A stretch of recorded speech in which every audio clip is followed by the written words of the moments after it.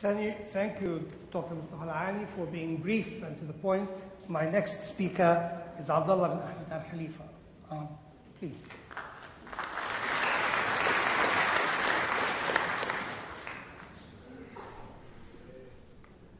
Bismillah ar-Rahman ar-Rahim. Your Excellency Dr. Latif Al-Zayani, Secretary General of the Gulf Cooperation Council, Dr. Abdulaziz Sagr, Chairman of the Gulf Research Center, respected delegates and colleagues, very good afternoon. It is with great pleasure and honor that I stand here before you. I was asked by the organizers of this tremendous event to talk about the situation in Bahrain. Allow me to start off by saying that my views represent myself as a Bahraini citizen. There has been lots of debate recently regarding the situation in Bahrain. In fact, it has been going on for the past 2 years, since February and March of 2011. The main question remained: did Bahrain need a reform? Of course it did.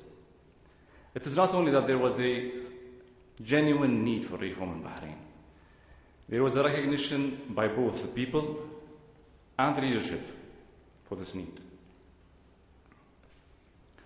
That is why King Hamad of Bahrain introduced his reform project when he came into power more than 10 years ago.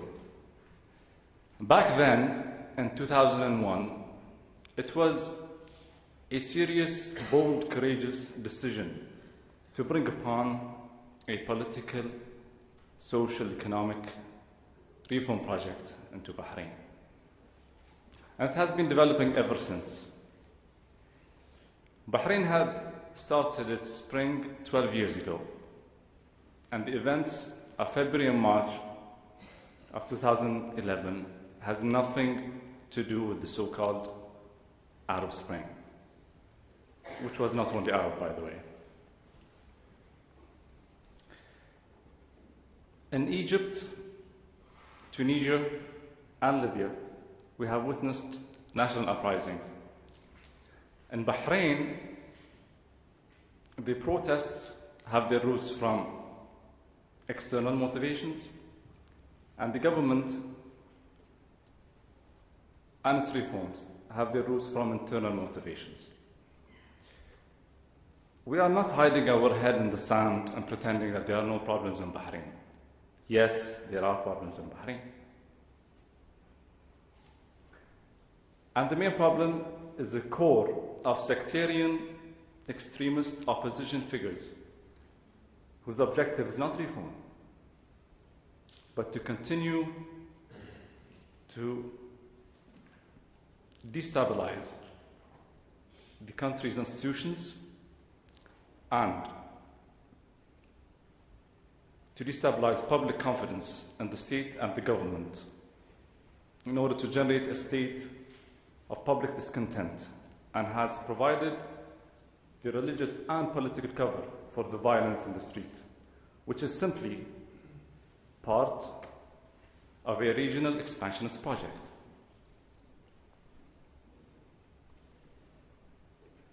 Two years ago, King Hamad of Bahrain called for a national dialogue.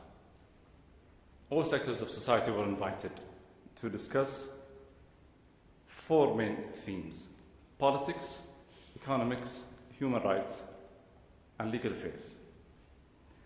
This dialogue culminated in constitutional amendments, including offering the elected upper house of parliament greater powers.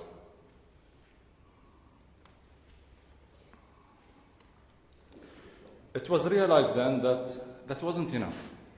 So the political theme of this dialogue was continued, with the participation of representatives from the parliament, the government, and political parties, including the opposition, of course.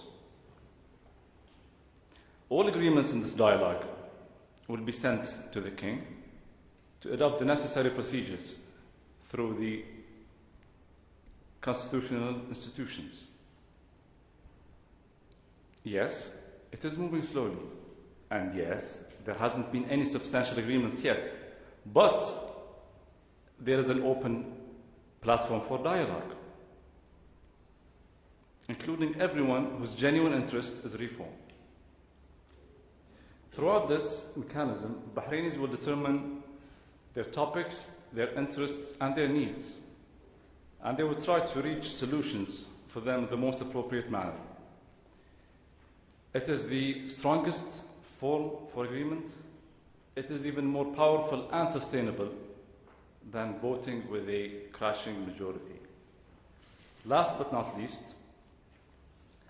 Bahrain's reform project contradicts with the recent calls for a consensual democracy, because, in my view, it will only threaten civil peace, national security, and it will instigate division amongst the Bahraini people, not only in political practice, but in all walks of life.